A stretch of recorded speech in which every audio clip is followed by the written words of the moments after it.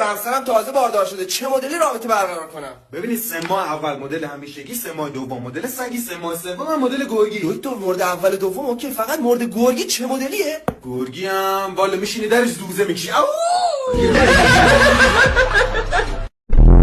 آقا ببخشید میشه یه راهنمایی بکنید؟ نه من فقط دبیرستانی میکنم. خیلی بیشون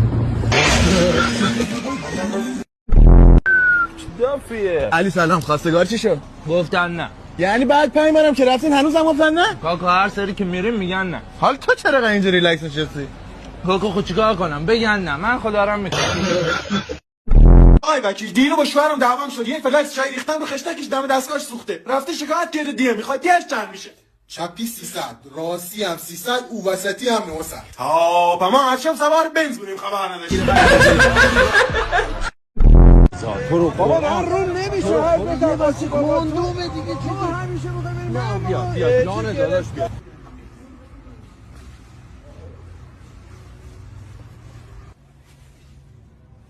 خانم ببخشید کاندوم داری؟ سلام خوش اومدید. بله چه تامین؟